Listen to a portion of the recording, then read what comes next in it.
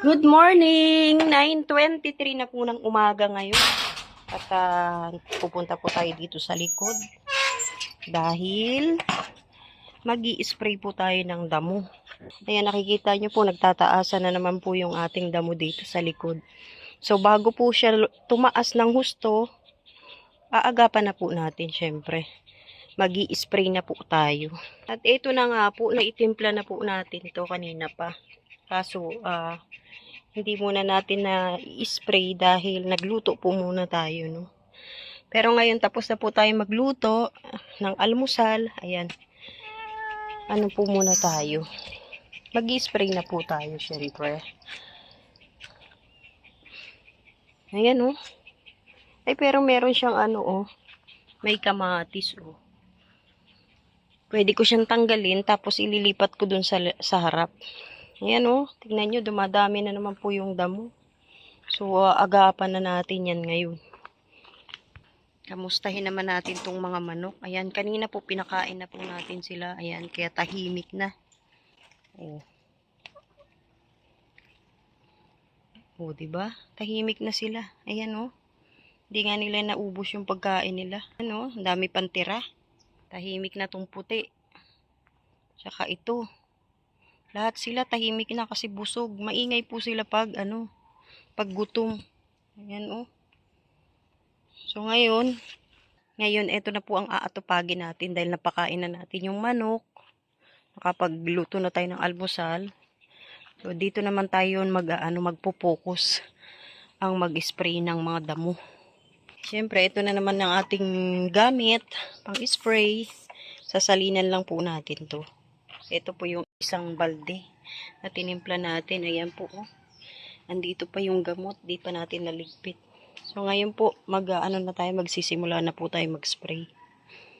Tingnan nyo, ang ganda ng ulap po, no? Asul na asul.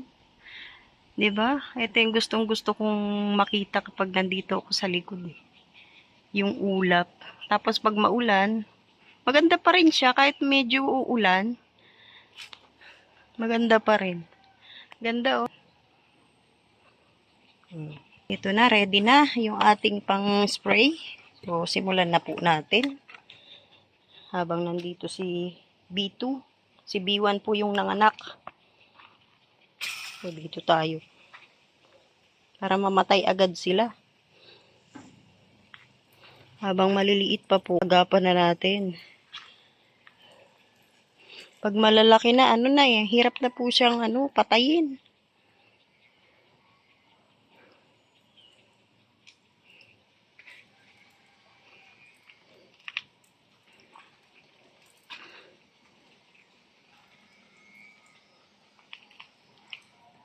Para lang tayo nagdidilig ng halaman. Pero ito, damo nga lang yung dinidiligan natin. Naku, mainit na po. Pero tatapusin po natin yung ating pag-i-spray kahit mainit na. Tapos mamaya po, doon naman tayo sa harap.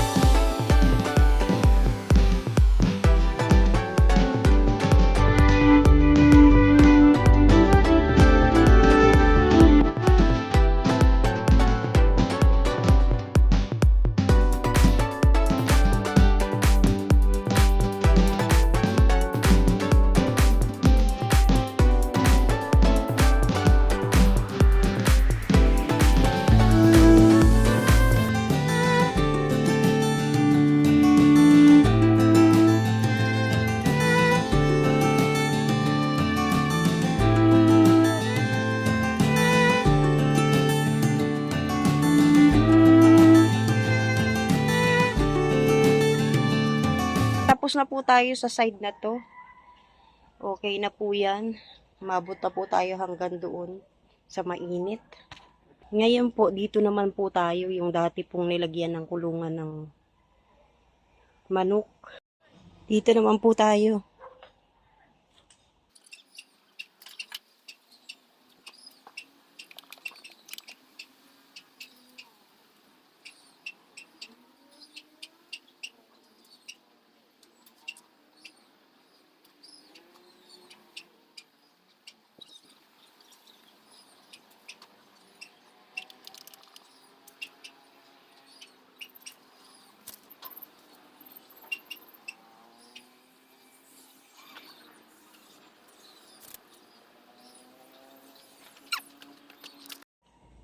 Ayan, okay na po.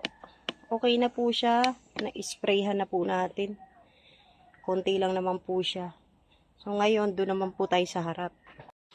Magandang hapon. Magandang hapon po. 4:00 na po ng hapon ngayon. Sobrang init pa rin po, no? Ayan. Umiiyak yung anak kong panganay. Ay. Bihira, nakakaawa. Umiiyak po yung panganay kong anak. Naaawa daw po siya. May namatay na manok. Ay, hala. Nabitin po yung manok natin. Ayan po, yung binigay ni Kuya Andy. Hala, kawawa naman, oh. Kaya pala kanina nag-iingay po sila. Iyak po nang iyak yung panganay kong anak. Naku, dapat kasi hindi na tinali ito, oh. May itlog pa man din siya, oh. Kawawa, nakakaawang manok. Nabitin po siya. Ayan, oh. Dapat hindi na nilagyan ng ng itlog pa man din, oh. Kawawa naman yung manok. Diyos ko. Kaya ito po yung ayoko, yung nag-aalaga po tayo ng manok. Kanina lang gising. Buhay. Tapos ayan, patay na po siya ngayon. Malamang yan, inaway na naman nito, Tapos sa takot siguro. Kaya pala kanina, naririnig ko may nag-aaway-away sila. Kawawa namang manok to. Diyos ko po. Ito po ang ayoko, kapag nag-aalaga kami ng mga ganito. Yung may namamatay. Iyak po nang iyak yung panganay ko nandoon. Kawawa naman tong manok na to. Sumabit po siya dito. Ba yan? Nakakalungkot naman. Tapos nangitlog pa siya. Kawawa naman tong. Kawawa, grabe. Ayan po, tinanggal na po natin sa tali. At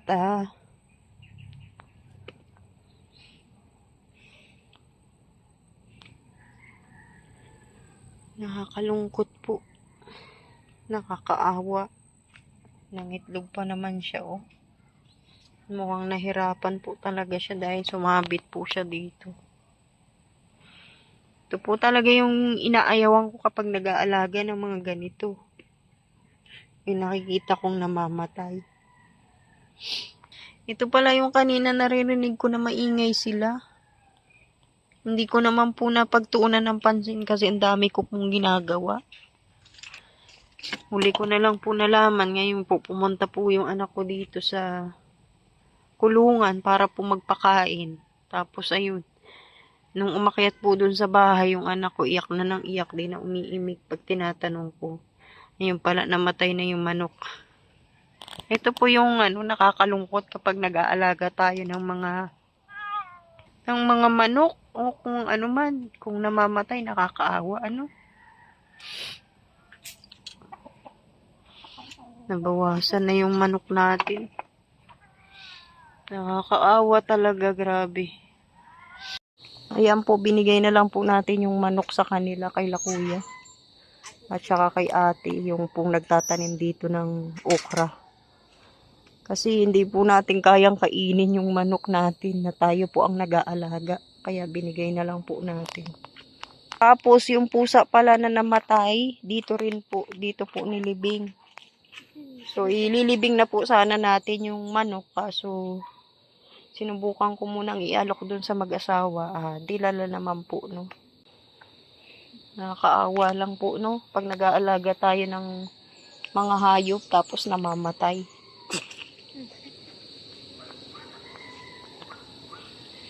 Ayan, 5:30 na po ng hapon ngayon. At galing tayo sa likod. Nakita po natin yung manok na namatay po, yung binigay ni Kuya Andy. Nabitin po siya. Siguro po nag-away-away tapos tumakbo doon. Ayan, nabitin po. Ngayon, kanina po galing din tayo sa likod. Nag-spray po tayo ng mga damo. Para lang naman tayo nagdidilig ng ano ng tanim. So, ayan po, nagdidilig po yung anak ko. Ako naman nag-i-spray ng mga damo. Nandito na naman po yung mga alaga natin. Oh.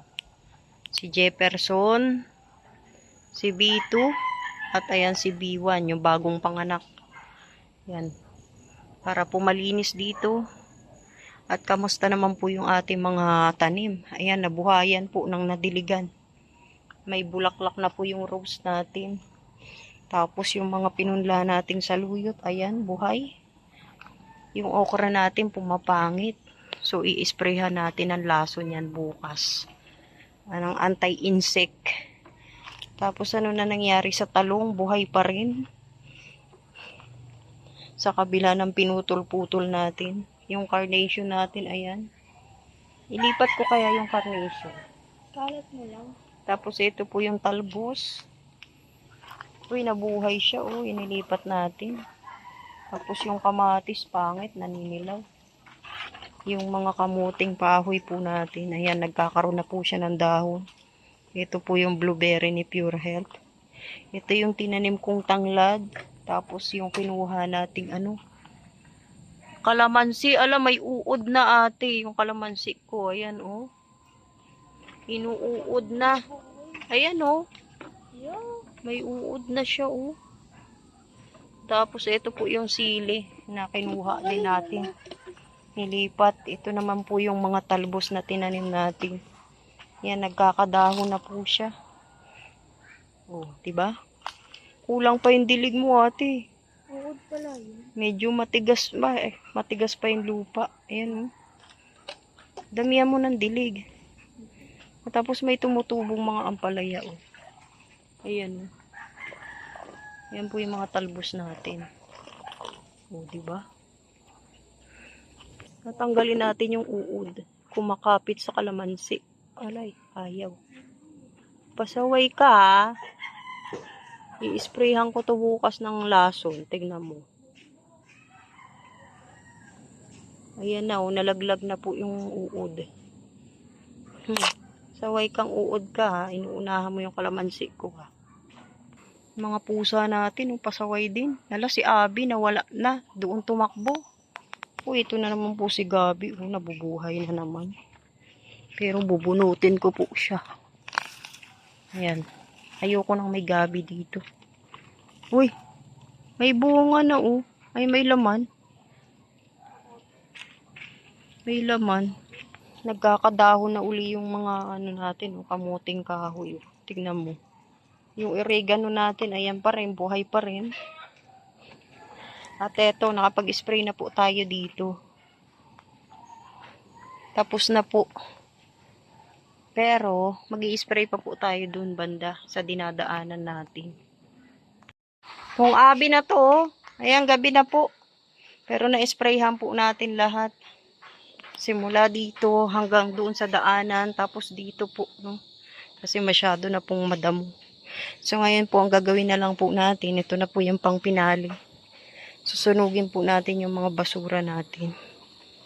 Para, habang mainit po, tuyo na po yung mga basura, kaya susunugin natin.